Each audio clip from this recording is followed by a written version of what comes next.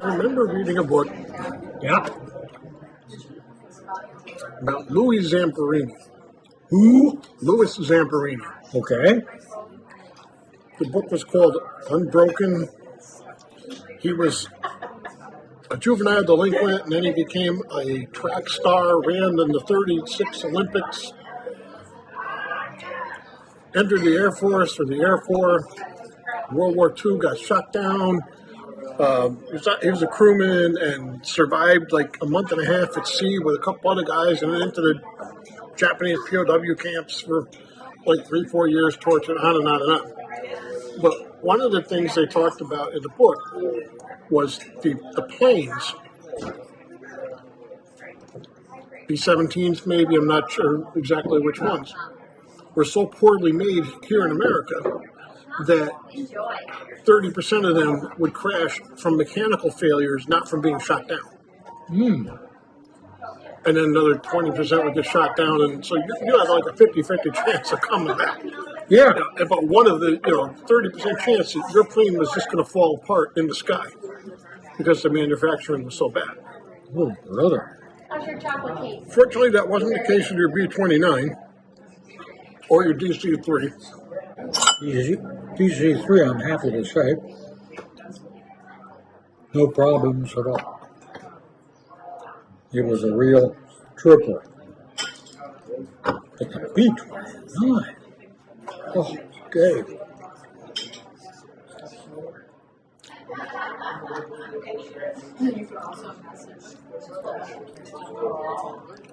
That son of a bitch would rather blow up on you than take care of it. Yes. Oh, yeah.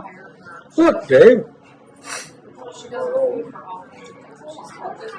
I spent about 1,500 hours of my life at 15,000 feet in that airplane.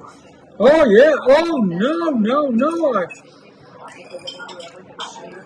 I loved it to death. But I was realistic. I knew that the sucker would, if you weren't careful, it would bite you. Engine fires, big problem. You ever get one? Yeah. Coming back from Alaska, Fairbanks, Alaska, nonstop to Austin, Texas, over Alberta, Canada, coming back down. All of a sudden, 2 o'clock in the morning,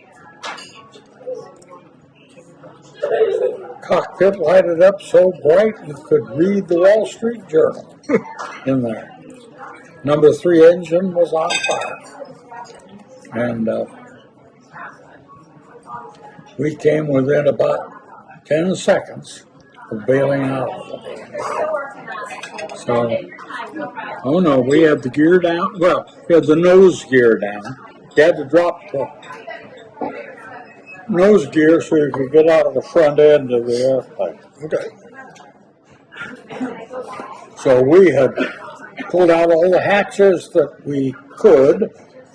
So we were ready to either go out the hatches or the engineer had a switch on his panel and he could extend the nose gear. And he had done that. And the hatch was open to where the nose wheel had been, right underneath our feet there. And we had already rung the alarm bell 3 times, which calls for prepare for bailout. Everybody had done what they were supposed to do pre-bailout, and we were just reaching for the switch to hit it the last time to go out, and the engineer, bless his heart, started yelling at the top of his lungs, "Hold it a minute, Lieutenant, hold it a minute. I may have gotten the fire out." And he did. He got the fire out in number 3 engine. Oh. We eventually what happened was we had a big oil line that had developed a little hole in it. And so it was spraying some oil out. Well, that oil pressure could be reduced by reducing the power a ton on that engine, which we did, and jack up the power on the other 3 engines, which we did. And so we kept Right. on cruising back to Austin, Texas. So you were able to fly on just 3 engines, or the fire went out on engine 3, and it kept running, or but just at lower power. 3.5 engines. Okay.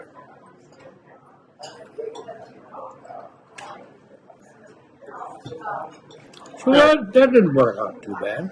Do you train for that? Did you Oh, train yeah. for that? Part of the answer is no.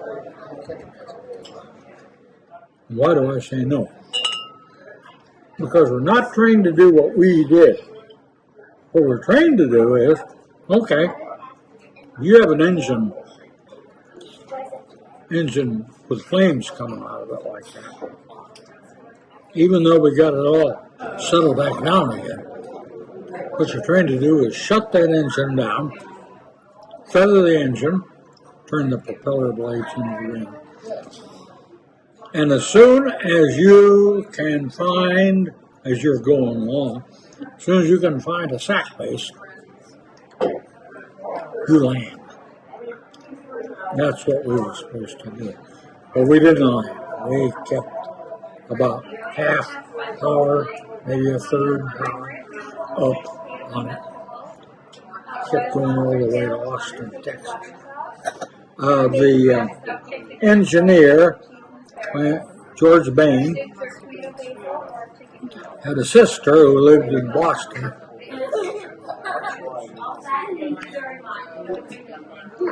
And as soon as we landed at home in Austin, he was going to jump in his car and drive to Boston. She was in a bad way with cancer. And I just didn't. If we landed, it would have been 2 or 3 days till they could have gotten us a replacement engine.